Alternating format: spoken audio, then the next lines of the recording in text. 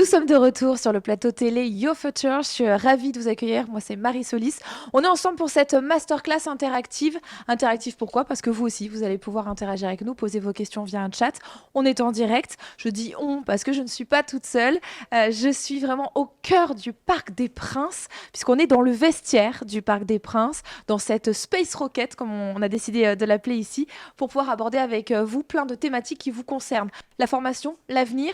Donc, ne bougez pas. Si vous cherchez votre voie, vous êtes au bon endroit. Pendant cette conférence, on va aborder plusieurs thématiques, mais notamment voir ensemble toutes les options qui sont disponibles pour intégrer notamment une école de commerce. On verra les critères pris en compte pour l'admission, les conseils pour réussir dans une école de commerce, mais aussi les possibilités de poursuite d'études et les opportunités pour les étudiants. Vous l'aurez compris, un beau programme qui nous attend pour approfondir le sujet. Je ne serai pas toute seule une fois de plus. Je reçois Estelle Assaf. Bonjour. Bonjour Estelle, vous êtes la directrice du développement et de la valorisation au sein de IMTBS. Soyez la bienvenue. Merci. Je vous en prie. Pour qu'on rentre dans le vif du sujet, quand on le dit comme ça, IMTBS, qu'est-ce que c'est? Alors, IMTBS, ça veut dire Institut Mines Télécom Business School. Et ça veut dire qu'on est la business school de l'Institut Mines Télécom. L'Institut Mines Télécom, c'est un grand institut technologique qui existe depuis très longtemps en France, qui regroupe les écoles d'ingénieurs des mines et les écoles d'ingénieurs télécom. Et en son sein de groupe d'écoles d'ingénieurs, il y a une business school, une grande école de commerce qui est donc IMTBS, Institut Mines Télécom Business School. Donc là, on va vraiment parler d'école de commerce et de ce que vous proposez. Absolument, on n'est pas une école d'ingénieurs, on est vraiment une business school, mais par contre, on a cette particularité d'être une grande école de commerce au sein d'un groupe de grandes écoles d'ingénieurs. Et ça, c'est ce qui fait votre plus. Mais c'est pas tout, j'imagine que vous avez des atouts bien particuliers. Alors celui-là est un atout énorme, puisque c'est une vraie singularité que les entreprises recherchent, puisque depuis déjà 20 ans, elles se transforment avec les technologies. Alors ça a été les télécoms, ça a été l'informatique, les systèmes d'information, et aujourd'hui c'est toute la palette du digital et des services digitaux. Et nous, on n'y est pas arrivé il y a 20 ans, on y est arrivé, on baignait déjà dedans, ça fait 43 ans que l'école existe, et ça fait même plus longtemps que ce groupe existe, avec des ingénieurs qui sont au cœur finalement des innovations technologiques, et notamment des innovations numériques. Donc c'est vraiment notre grande force, cette expertise numérique. Tout en n'étant pas une école d'ingénieurs, on forme des managers qui sont capables de parler ingénieurs. Et ça, c'est une très grande force dans l'entreprise, parce qu'aujourd'hui, toutes les entreprises, quel que soit leur secteur d'activité, quelle que soit leur taille, mais aussi les collectivités, l'État, tout le monde se transforme avec le digital. Et ils ont besoin de ces managers qui comprennent les technologies, qui ne sont pas des ingénieurs, qui ne sont pas purement technologiques, mais qui intègrent tout ce qui va être les usages, tout ce qui va être la conduite du changement, tout ce qui va être la capacité à transformer les organisations et les comportements avec ces nouvelles technologies. D'accord, donc les nouvelles technologies sont au cœur de la formation. Ouais. On parle d'école de commerce, c'est assez vaste. Quelles sont les formations que vous proposez pour entrer vraiment dans le vif du sujet ? Alors on est une école de commerce comme une autre, on va dire, même si on a cette particularité. Et donc on propose des bachelors. Donc c'est une formation post-bac. Notre bachelor s'appelle Management et Nouvelles Technologies, parce qu'on a toujours cette couleur entre management et business et nouvelles technologies. Et puis un master, ce qu'on appelle un programme grande école, puisqu'il y a école de commerce et il y a grande école de commerce. Nous, on fait partie de la conférence des grandes écoles, donc on est une grande école de commerce. Et donc on délivre un master en 3 ans qui s'appelle un programme grande école, que l'on peut intégrer soit dès la deuxième, après un bac plus 2, soit après un bac plus 3. Donc soit on fait un programme, un master en 3 ans, soit on peut le faire en 2 ans. De faire que le M1, le master 1 et le master 2, les 2 années de master. Donc ça, c'est pour le côté formation, en théorie. Est-ce qu'il y a une vie associative ? Alors ça, c'est l'autre grande force de l'école. Et c'est d'ailleurs la grande force de toutes les grandes écoles de commerce, c'est d'avoir ce tissu associatif et cette vie associative, cette vie de campus, en fait. Chez nous, il fait 6 hectares. Il y a des logements, 900 logements sur place. Wow. On est au sud de Paris. On a la chance d'avoir cette surface et d'avoir cet espace de jeu. Hein. C'est vraiment un espace de vie, un espace de développement. On a plus de 60 associations étudiantes. Et la particularité là aussi, Oui, 60, c'est énorme. Par rapport à la taille de l'école, qui est relativement petite par rapport à d'autres grandes écoles, c'est vraiment très important. Et la singularité de ces associations étudiantes et de cette vie associative, c'est que là aussi, elle est mixte avec les étudiants d'une grande école d'ingénieurs qui partagent notre campus, hein. Les locaux sont partagés et sont occupés par 2 écoles, en fait. Et ça, c'est très, très fort parce que ça veut dire qu'on ne fait pas un double diplôme chez nous. Enfin, on en fait plein, mais on ne fait pas, on n'acquiert pas cette capacité à parler ingénieur et à parler nouvelles technologies en faisant un double diplôme. On le vit tous les jours pendant 3 ans, pendant 5 ans. Et ça, c'est très, très fort, et notamment à travers la vie associative. Donc, il y a des logements, il y a 60 associations, plus de 60 associations et clubs. Il y a de quoi faire du sport, beaucoup, beaucoup de sport. Il y a de quoi faire beaucoup d'activités culturelles, d'activités humanitaires aussi. On a eu un studio de radio. Donc, Ah, c'est sympa, ouais. ouais, ça s'appelle Everyone. Ça diffuse sur le canal à fréquence 95.4, voilà, autour Noté, de la ville noté. d'Evry. Ouais. Mais c'est bien. Et donc, ça apprend, et ça nous a donné des étudiants, enfin, on va en parler, mais ça nous a donné des diplômés qui se sont un peu chauffés dans cette association Bien sûr. étudiante et qui, depuis, mixtes et sont DJ. C'est Voilà, fou. Tristan Garner, je ne sais pas si vous connaissez, il mixe à Ibiza, Ah à ouais, quand même. Miami. Ouais, ouais. On Pas est très mal. fiers de lui. On peut faire des études de commerce et devenir DJ, quoi. Absolument, parce qu'en C'est fait, les génial. études de commerce vous apprennent à faire du business, hein, et à partir de là, vous pouvez faire plein de... Enfin, on en parlera, Plein de choses, j'imagine, oui, bien plein sûr. de parcours On va différents. pouvoir revenir. Mais c'est vrai que cette vie associative, elle est importante parce que maintenant, il y a plusieurs écoles de commerce. C'est vrai qu'on en voit fleurir pas mal. Mais on a envie, maintenant, après, en plus, les crises qu'on a passées, nos jeunes aussi ont été touchés par ces crises-là et se sont rendus compte que ce qui était important, c'est aussi la vie. C'est-à-dire qu'il y a les études, il y a le travail, mais il y a une grande part de vie. Et cette vie associative commence déjà à les aider, Elle est j'imagine. primordiale.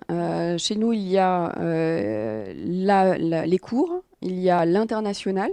Et il y a la professionnalisation. La D'accord. professionnalisation, elle ne se fait pas que en entreprise à travers des stages, elle se fait aussi avec ces associations. Quand on prend des responsabilités dans une association, quelle que soit son activité, Bien sûr. ben, on peut devenir responsable des relations avec les entreprises, on peut devenir trésorier, on peut devenir responsable de la communication, responsable des événements, de tous les projets associatifs. Et ça donne des vraies compétences professionnelles que l'on met sur son CV. Ce que je veux dire, c'est un plus après dans la recherche d'emploi. C'est un énorme plus. Et chez nous, la particularité, c'est qu'en plus, on apprend à travailler dans ces associations avec des ingénieurs. C'est exactement la même chose qui se passe dans la vie de tous Après, les dans jours dans les l'entreprise. entreprises. Bien sûr, Absolument. c'est une obligation de faire partie C'est d'une Ah non, ce n'est pas une obligation. Par contre, c'est reconnu. fortement recommandée. C'est très recommandé. De toute façon, ça irrigue tellement la vie du campus que c'est assez... Que voilà, naturellement, les étudiants vont vers ce vont genre. vers ce... Et de toute façon, c'est reconnu après dans les études, dans le parcours Ouais, académique. donc c'est vraiment un Ouais. atout. Plus globalement, hein, pour les étudiants qui connaissent pas vraiment la notion d'école de commerce et qui voudraient encore se lancer, quelles sont les voies d'accès pour intégrer une école de commerce comme la vôtre? Alors, en général, c'est un concours D'accord. dans une grande école. Quand on arrive du bac, On valide le bac. on valide le bac, mais pendant en fait le dernier semestre du bac, donc avant les épreuves du bac en fait, on peut passer un concours. Alors via Parcoursup, de notre côté, on intègre notre bachelor par un concours interne. Donc c'est sur dossier. Vous avez plusieurs choses qui sont prises en compte. Le niveau académique de première et le début de la terminale. Vous avez le niveau d'anglais Oui, d'accord. et vous avez un entretien pour comprendre un peu qui vous êtes, qu'est-ce qui vous amène là, qu'est-ce que vous avez envie d'en faire. Voilà, il n'y a pas déjà très ficelé, très bordé. C'est C'est vraiment quelque sur du chose de... savoir-être et Voilà, c'est sur qui on quelle est quoi. votre curiosité et quelle est votre compréhension du monde qui vous entoure. Votre connaissance aussi de l'école, parce qu'on n'arrive pas dans une école par hasard, et à un moment donné, il va y avoir un choix, donc il faudra aussi faire ce choix de façon éclairée. Donc en général, c'est un concours. Après, sur le programme master, donc le programme grande école, qu'on peut intégrer encore une fois, soit après un bac+2, soit après un bac+3, il y a soit un concours qui s'appelle, on entre via un concours multi-école qui s'appelle Passerelle, D'accord. soit la banque commune d'épreuves qui s'appelait avant le concours HEC. Donc c'est après une classe prépa, où là, il y a des épreuves écrites et puis après des épreuves orales. Donc il y a différentes voies d'accès. Il y a différentes voies d'accès en fonction de la formation que vous voulez faire. C'est en général toujours par un concours qui peut être multi-école, qui peut être interne à l'école ou qui peut être vraiment sur l'ensemble des classes prépa. La Banque commune d'épreuves, ça regroupe quasiment 30 grandes écoles de D'accord. commerce, dont HEC, hein. Donc c'est sur le même concours. Alors on n'a pas exactement les mêmes, les mêmes barres Ouais. d'admissibilité, mais en tout cas, ça reste très sélectif, Pas forcément. sélectif. Est-ce que justement vous avez des conseils, vu que c'est sélectif et qu'on sait qu'on va peut-être devoir passer par ce biais-là, est-ce que vous avez des conseils à donner aux étudiants qui voudraient se lancer? Bah, surtout pas surtout de ne pas s'auto-censurer. D'accord. Aujourd'hui, on a beaucoup plus, on est beaucoup moins axé sur vraiment les notes, les notes, les notes. D'accord. On laisse beaucoup la part sur l'ouverture, sur la curiosité, sur Ce qui est bien. oui, ouais, c'est très très important parce qu'on est dans un monde qui bouge beaucoup. Donc de toute façon, la capacité à travailler est importante et c'est ça finalement qu'on regarde dans un dossier scolaire ou dans des épreuves de concours.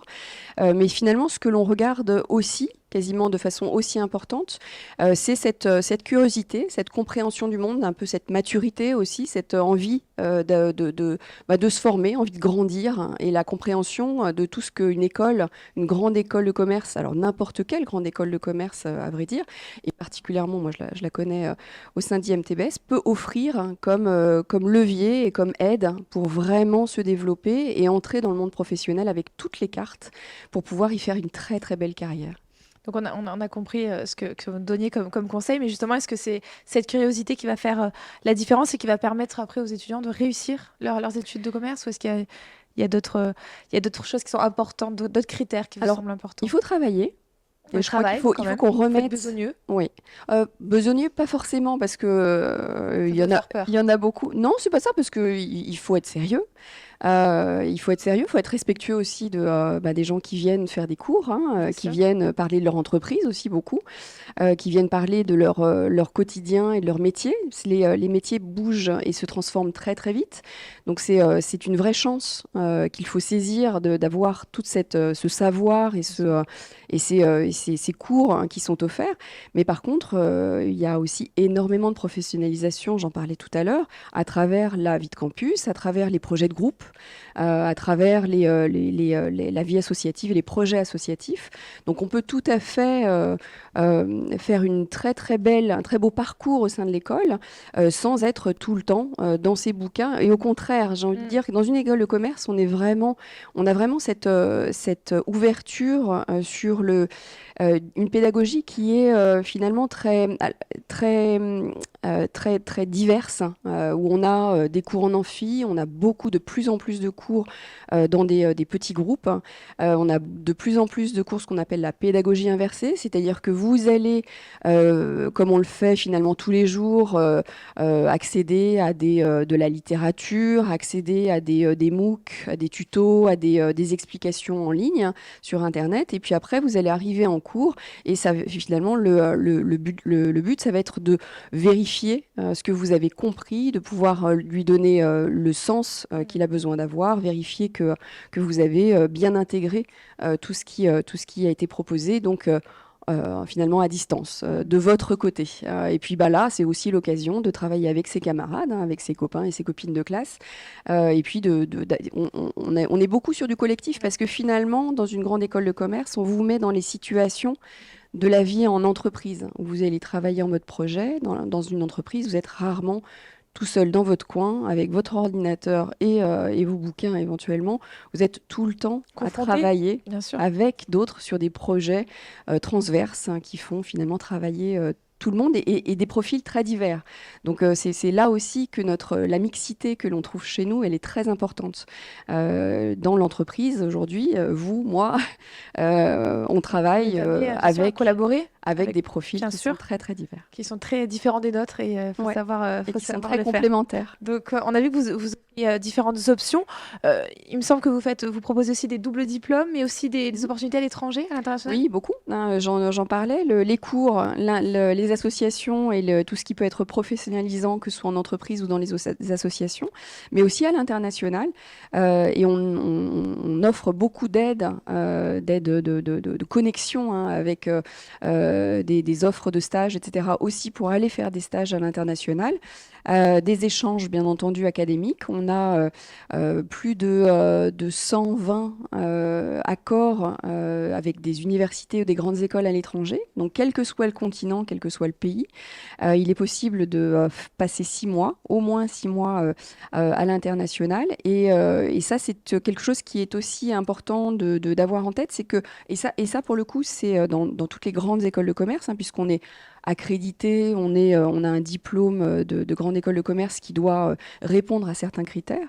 Mais par contre, la richesse de ce tissu de partenaires universitaires à l'étranger pour IMTBS est très très riche. Et on a des étudiants qui partent en Corée du Sud, beaucoup qui partent aux États-Unis, en Californie ou plutôt sur la côte est vers New York ou dans l'État de Virginie. On a un très très gros partenaire qui s'appelle Virginia Tech, qui est une grande université technologique de l'État de Virginie. On a beaucoup d'étudiants qui partent au Mexique. Enfin, vraiment, ça va dans tous les pays. On aime cette curiosité aussi, cette envie de découvrir le monde. Et on la découvre soit en faisant ses études, soit en faisant un stage. Alors, ça donne envie, hein. C'est vrai que ça fait rêver de pouvoir intégrer une école comme la vôtre, mais quand on parle souvent d'école de commerce, on se dit ça coûte très cher, ça va pas être accessible.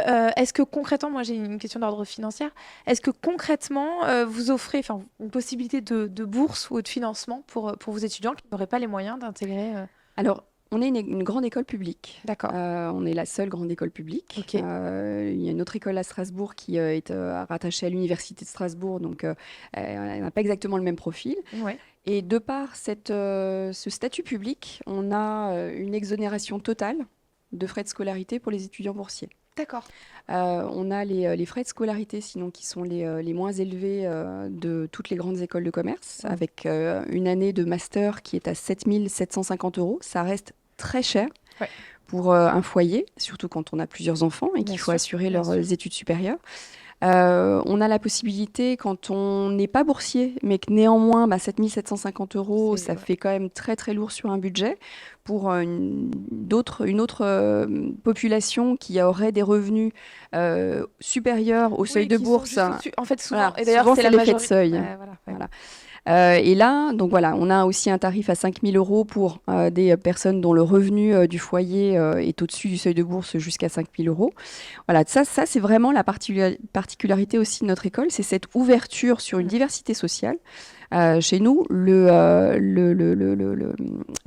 catégorie sociale n'est pas un frein, elle est au contraire une chance, parce qu'en général, on a envie aussi d'accéder, on a envie de découvrir qu'il peut y avoir d'autres possibles. Et donc, c'est tout à fait possible chez nous. Et puis après, ce qu'il est possible de faire aussi, c'est qu'on a des parcours en alternance où les entreprises financent la formation. Ça, c'est aussi une superbe nouvelle. Voilà, que ce soit sur le bachelor ou sur le programme grande école, donc le programme master. C'est possible de se faire financer via l'entreprise. Peut intégrer un parcours en alternance. Parce que quand on parle, moi je parle avec des jeunes autour de moi et il y en a qui systématiquement se disent mais je me pose même pas la question parce que c'est pas fait pour moi. C'est l'autocensure dont je parlais. Et effectivement, il faut qu'on combatte, nous, cette autocensure. C'est le cas chez nous, c'est le cas dans beaucoup d'autres grandes écoles de commerce. De plus en plus, elles essayent de s'ouvrir à tous les profils. Chez nous, ça fait 43 ans. Ça fait 43 ans que c'est comme ça. Les étudiants boursiers sont exonérés totalement de leurs frais de scolarité sur le programme grande école. Donc, si vous voulez venir faire un programme grande école chez nous, donc une EL3, un M1 et un M2, vous avez la possibilité, et que néanmoins vous êtes boursier, il y a la possibilité de le faire, parce que c'est la solidarité collective de l'ensemble des personnes qui payent leurs impôts, qui financent ces études, et on en est très fiers. Ça veut dire qu'il n'y a pas de profil type non plus chez vous, ou il y a quand même un profil qui se dessine, non? Non. Pas de profil type. Non, on est très fiers justement de cette diversité sociale. Est-ce que vous avez des exemples pour nous faire encore plus rêver? Là, on est parti à l'international, on comprend qu'il peut y avoir une prise en charge, etc. Mais est-ce que vous avez des exemples d'élèves qui ont réussi, qui ont des beaux parcours, des succès? Alors, la réussite, elle est très subjective. Bien sûr. Moi, je suis très fière personnellement d'un diplômé qui s'appelle Anthony Babkin, mais que je n'évoquerai pas sans sa consoeur qui s'appelle Mounira Hamdi. Ouais. Ils ont une brillante carrière dans la communication digitale, dans la pub. Il a été directeur général adjoint de TBWA, une très très grande agence de pub. Il a décidé, il y a maintenant plus de 5 ans, de fonder Diversidays. Donc, il a arrêté la pub. Mounira a continué à faire du consulting en communication digitale, mais ils ont fondé Diversidays pour véritablement s'attacher justement, à s'attaquer à ce plafond de verre qui est finalement le manque de diversité dans les entreprises et d'apporter cette diversité grâce au numérique. Parce que le numérique, toutes les entreprises en ont besoin aujourd'hui, quelle que soit l'application qu'on en fait. Finalement, elles recherchent des profils qui sont très variés pourvu qu'il y ait cette curiosité, cette appétence, ce goût pour les technologies, qui est un goût finalement que l'on utilise tous les jours, Ouais.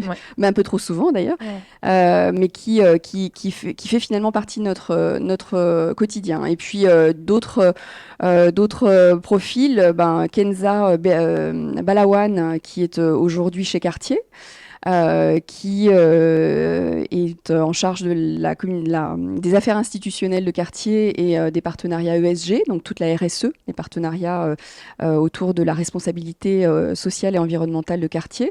Voilà, ça c'est des profils dont on est fier parce qu'on sait qu'elles apportent à la fois cette jeunesse, ce profil différent, y compris d'origine ethnique, dans des entreprises comme Cartier, et qui en plus s'attaque à des responsabilités importantes pour les entreprises, enjeux, qui sont les responsabilités autour de l'environnement, des questions environnementales et des questions sociétales. Voilà. Donc ça, c'est pour les gens qui ont réussi. Comment vous faites pour préparer justement vos étudiants à cette insertion professionnelle? Parce que bon, il y a la théorie, c'est bien. Comment vous faites? Il y a toute cette exposition finalement à la réalité de l'entreprise, que ce soit dans les cours, dans des modules pédagogiques. Voilà, quand on travaille en mode projet, on travaille déjà comme en entreprise. Il y a les stages, il y a les missions en alternance. Donc les parcours en alternance sont très professionnalisants aussi. Bien sûr. Et puis on a un Career Center. C'est une équipe en or, voilà, que nos étudiants affectionnent tout particulièrement. Et je dis pas ça parce qu'elles font partie de mes équipes, mais je sais combien tous les jours elles ont à cœur d'accompagner les étudiants dans leur recherche, parce que quand on accueille une diversité sociale, parfois on accueille aussi une diversité de connexion à un réseau d'employeurs. Donc là aussi, il peut y avoir de l'autocensure. Je vais devoir faire un stage, mais je n'ai pas de réseau, donc je n'entre pas dans une école de commerce, je vais faire d'autres formations. Dans toutes les écoles de commerce, il y a des career centers. À IMTBS, il y a un career center et il y a ce qu'on appelle des job boards, c'est-à-dire des sites, des plateformes d'offres d'emploi où on a des centaines d'offres d'emploi, d'offres de stage et d'offres d'emploi après quand il s'agit de s'insérer dans le monde professionnel. Et il y a des personnes qui sont là pour vous aider à faire votre CV. C'est ça, il y a un véritable accompagnement. À travailler votre CV, à vous préparer à des entretiens de motivation, à faire votre lettre de motivation. On a aussi de la technologie, puisqu'on est quand même très ferré de technologie, de la réalité virtuelle, pour vous aider à vous préparer à cet entretien de motivation. Donc il y a tout un ensemble de ressources et c'est important quand on entre dans une école de commerce de saisir véritablement toutes les perches qui sont apportées parce qu'elles sont extrêmement riches. Voilà, donc il y a tout ce qu'il faut pour réussir. Et puis après, l'insertion professionnelle chez nous, elle est particulièrement facile puisqu'il y a cette culture du numérique et cette compréhension des technologies qui sont très recherchées par les entreprises. Donc au final, on a des étudiants qui, en général, 3 étudiants sur 4 trouvent leur emploi avant même d'avoir terminé leur formation. Ça, c'est plutôt bien. Donc ça, c'est assez incroyable. On a des entreprises qui attendent à la porte pour nos diplômés parce qu'ils ont justement cette hybridation entre business et le digital. Et j'imagine aussi que vous avez du coup des partenariats avec pas mal d'entreprises. Bien sûr.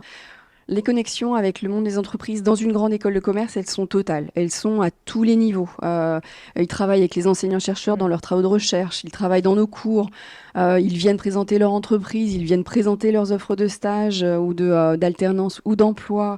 On va visiter leur entreprise.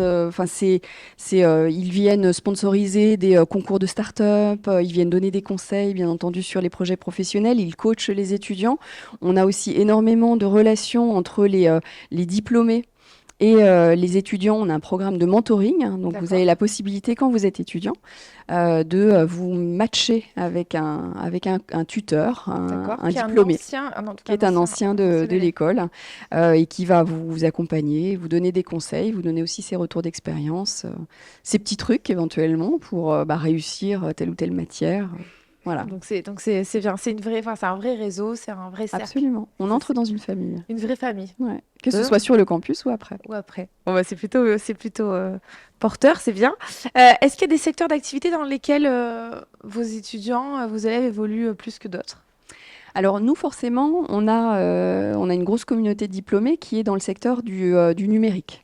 Chez Orange, par exemple, mais aussi dans le secteur bancaire, secteur banque et assurance, très très fortement, parce que le système d'information dans une banque ou dans une compagnie d'assurance est très important, il est vraiment clé. Mais on a aussi la plupart de nos diplômés, en fait, ce qu'il faut avoir en tête, c'est que le digital, comme je le disais tout à l'heure, irrigue l'ensemble des métiers dans une entreprise, l'ensemble des secteurs économiques. Hein. On a un stagiaire en ce moment qui est à l'AS Monaco. On parle du PSG ici, donc, pas mal, qui est à l'AS Monaco pour travailler sur toutes les questions de monétisation et de CRM, donc l'outil de gestion de la relation client. On a des personnes qui vont travailler dans des cabinets de conseil. Beaucoup chez Deloitte, chez PwC, chez Accenture, donc dans les Big Four, mais aussi dans plein d'autres cabinets de conseil, MC2I, Wavestone, Magellan, il y en a plein, qui travaillent pour l'ensemble des entreprises, mais aussi des collectivités locales, collectivités territoriales, l'État, les ministères, etc. On a nos illustres diplômés, qui est le directeur de cabinet de la nouvelle ministre de la Culture, hein, qui dirigeait le Grand Palais avant. La réunion des musées nationaux. On en est très fiers. Ce sont des carrières qui peuvent être très diverses, hein, et surtout avec cette intégration du numérique qui vont continuer à évoluer au fur et à mesure où les technologies vont évoluer. Donc on a finalement des diplômés qui sont dans toutes les entreprises à forte ou moyenne proportion, et qui travaillent pour énormément d'entreprises, hein, que ce soit chez Air France, Le Bon Marché, Carrefour bien entendu, à travers des cabinets de conseil, hein, qui les accompagnent, ces entreprises, dans leur transformation, notamment digitale. Mais il y a aussi tout ce qui va être autour du numérique responsable, avec les enjeux de décarbonation, avec les enjeux de travail de bilan carbone, de travail sur la réduction de l'énergie, etc. Mais du coup, vous parlez de ces nouvelles technologies, ça me fait rebondir. Il va y avoir plein de nouveaux métiers qu'on ne connaît pas encore. Vous les préparez à ça? Bien sûr. En fait, on ne fait que ça. C'est-à-dire, surtout, ne pas leur apprendre un métier, mais leur apprendre à apprendre. Parce que finalement, on a des disciplines, le marketing, la finance, le commerce, la vente, etc. Le management des systèmes d'information aussi. On est très recherché pour les capacités à manager les systèmes d'information, et c'est pas des sujets d'ingénieurs. Mais finalement, dans la pédagogie, ce que l'on apprend, c'est surtout à aborder une innovation, à aborder une nouvelle technologie, parce que ça ne va pas arrêter d'arriver. Et on le voit aujourd'hui avec ChatGPT. Je ne sais pas qui d'entre vous connaît ChatGPT. Ouais.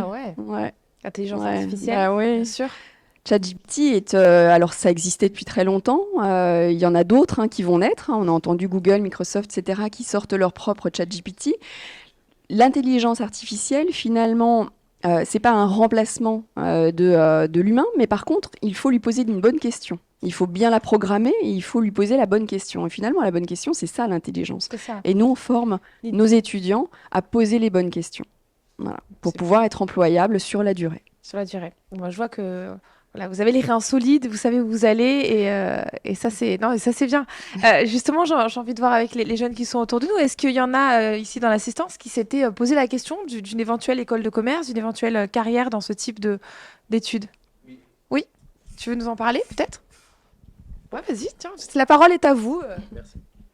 Alors moi, c'était plutôt parce que je voulais faire du commerce international et je pense qu'une école de commerce sera bien adaptée à mes besoins. Absolument. Ce qui a été dit. Oui, oui, oui, je me retrouve bien parce que j'aime bien parler les langues et voilà, c'est un métier que j'aimerais bien pouvoir faire quand je serai plus grand. C'est bien.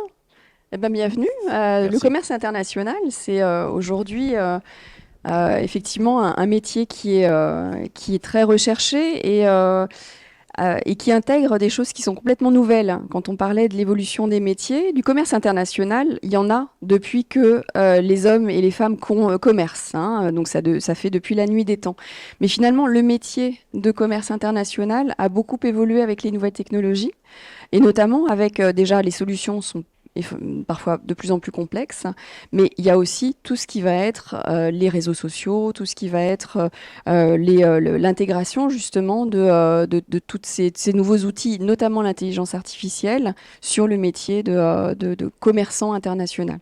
Et de plus en plus d'entreprises se retrouvent finalement à se demander comment faire pour élargir leurs horizons commerciaux, donc aller conquérir d'autres territoires de vente, alors que elles ont des modèles de vente qui sont beaucoup plus traditionnels. Et donc elles viennent chercher nos étudiants et nos jeunes diplômés et nos étudiantes aussi, hein, c'est pas que masculin, au contraire. Et les nouvelles technologies sont très féminines aussi, doivent être Ouais, très on le voit, féminines. on le voit, ça c'est bien. Il y a Ah un oui, changement oui. là-dessus. Alors, chez nous, on est une grande école de commerce qui apporte beaucoup de femmes dans les entreprises sur les métiers du numérique. Donc ça, elles aiment bien aussi notre école pour ça. Mais c'est vrai que aujourd'hui, on a des entreprises qui viennent prendre cette nouvelle façon d'aller conquérir d'autres territoires, d'autres marchés que voilà, les technologies, les techniques traditionnelles de vente. Vous pouvez donner. J'avais entendu un oui derrière aussi. Non, ils osent plus maintenant. Ils sont là, ils osent plus. Est-ce que, pour ceux qui ont pu dire oui, vous aviez des questions peut-être encore sur l'école, des choses qu'on n'a pas abordées? Ah, t'es encore quoi, t'as dit? En seconde. T'es encore en seconde, mais c'est peut-être le moment aussi où on commence à se poser des questions. Tu sais déjà ce que tu veux faire? Et c'est quoi? Une école d'éco. En fait, je sais déjà, je vais y aller en BUT, en technique de commercialisation. Ensuite, je vais faire un master en école de commerce. C'est ça. Ça fait partie des parcours que l'on accueille. Un bachelor universitaire technologique, donc l'évolution du DUT en 3 ans. Et puis après, il y a un concours qui s'appelle pour nous Passerelle, qui est un concours où tu pourras choisir plusieurs écoles, mais tu passeras un seul concours. Et après, tu entres effectivement directement en première année de master et tu feras un master en 2 ans pour faire effectivement une grande école de commerce. Mais tu vois, c'est ça qui est bien, c'est qu'en fait, on peut être en seconde, on peut être jeune et avoir déjà des projets plein la tête. Mais ce qui est bien aussi, c'est que justement, on peut être jeune, être un peu plus vieux et être complètement paumé aussi. Ouais.